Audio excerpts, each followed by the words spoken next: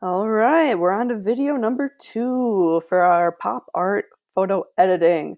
If you remember, I am at my Captain Jack coloring phase, all right? So right now, Captain Jack is very normal, looks like he does in the movies, but we want to make him look more like pop art.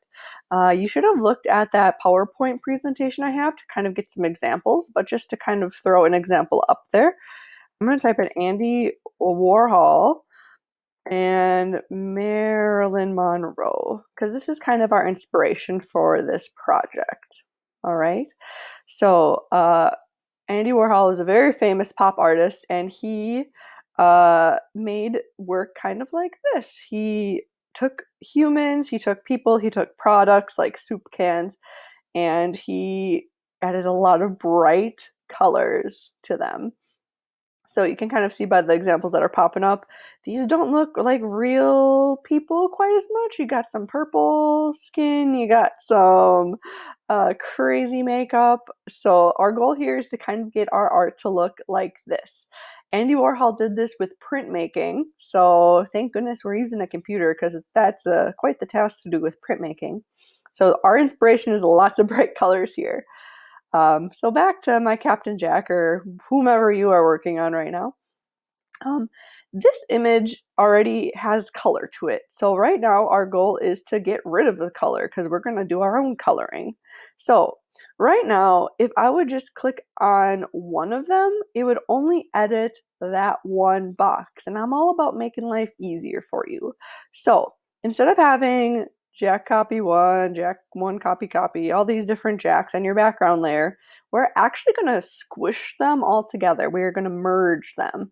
So if you go up to the very, very top, if you click on layer and you scroll down or go down a little bit, there is a button that says merge visible or merge down. Both of them should pretty much do the same thing, but I'm going to do merge visible. So that means everything you see is going to get squished into one layer. So once I click that, you can see my layer went back to one image, okay? So if I try to pick this up and move it, I can't do it anymore. So if you didn't like where your people were placed, you can't get back to it. However, if you go back to your history, like I pointed out in the other video, you could go back in time a little bit and they pop back in, okay? So if you ever make an error or a mistake, but you catch it soon enough, you can go back into your history and fix and change it. However, it's kind of like time travel. If you change something in the past, the future goes away. So if I jump back a couple back, and then I moved one, it would totally erase what I just did for my history in the future. So I'm going to do Control Z. I'm going to go back up to layer merge visible, and they're all going to be in one happy layer again. Okay, so we're going to get rid of all the colors currently. I'm not going to erase him. He's just going to turn grayscale or kind of black and white.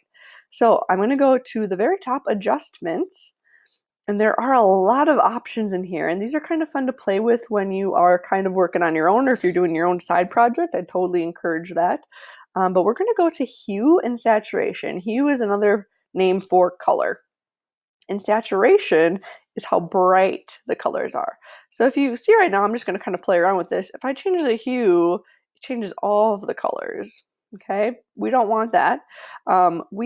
If we change the lightness and make it really, really bright or really, really dark, we don't really need that either.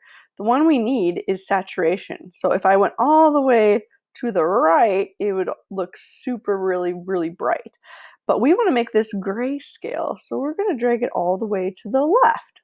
Okay, so now he's all gray. Okay, that's what we want. We're going to click apply, and he's going to be gray. So here's where the coloring and the fun starts to happen.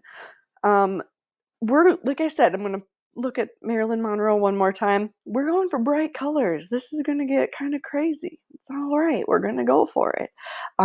So the one trick to this though is if I grab my paintbrush, okay, or the draw tool, I'm going to click on that. If I start drawing, it's going to go directly onto that layer. And I'm like, oh, no, I didn't color inside the lines. I'm going to erase that. Click on my eraser. you're gonna erase everything. You don't want to do that. So it's going to be super important. Like, if you don't remember anything up to this point, remember, you need new layers, okay? So I'm going to go back in my history, go back in time, because I don't want to erase all of Captain Jack. Come on, human saturation, go back. There we go. And you're going to actually go over to your layers, and there is a plus button, okay? We're going to click on that. And we're adding a layer. So right now it asks what type of layer do you want? Do you want an empty layer, another picture, or text? We're going to be coloring it in ourselves, so we need it to be empty. So we're going to click empty, and you can see this box popped up over here, and it has this checkerboard pattern in it. That just means it's empty. So now if I go back to my brush tool and I'd start coloring on my layer 6, now if I'm like, ooh, I made a mistake, I have to get my eraser out, which is E, or you can go over there. If I erase, now he's still there. Phew, that would have been really crazy. All right. So for these, I recommend when you're in your layers, instead of having layer 6, I would name it the color you want to use. So I'm going to say blue. Or maybe I'm going to do light blue, because maybe you want, well, not blue, light blue. Because maybe you want to do like light blue, medium blue, and dark blue. You could do all blues. That's fine. That's got to be different. All right. We don't need to worry about blend mode. That's kind of a fun thing to work on too on a side project if you ever get into that. Transparency is going to be important though. Okay. Because right now it's at 100%. So that means that when you put a line down, nothing gets through it. It's just a solid line of blue. However, if you're going to move the transparency to like 20%, which is actually a good number for this one, you can see through it, because we still want to see the details of Captain Jack. So I'll show you, just to give you an example, if I put this at 100, okay, we're good to go. I'm going to click on my color. I said I'm going to do light blue, because right now, if I got to my brush and I started painting with 100% transparency, you can't see anything. Like, you just totally like covered his face. You can't see his face. So if I go back in here, double click, and I change that to, let's say, 485, you can see it's fading away. You can still see those details. You can hardly see it when it's like in the 20s. So I would say somewhere around like 30 is a good number. So I'm gonna close out of that. And here's where you're gonna really take your time coloring and painting these in. So I'm going to zoom in here. I'm clicked on the little magnifying glass down here, and I'm going to go back to my paintbrush, which is the B tool, and I'm going to just take my time coloring. But you can see again, apparently, when you start coloring, it looks like it's going to be solid. So you can see where you're painting it, but once you're done, you let go of your click, think, it goes back to where it should be. Okay, so it looks a little crazier than it is when you get started. So here's a good rule of thumb while you're coloring. A, take your time. B, when you're using blue on this guy's face, so you're going to make him blue, he's going to have blue skin in this one. If you, my recommendation is this, you only really need 4 colors, maybe 5.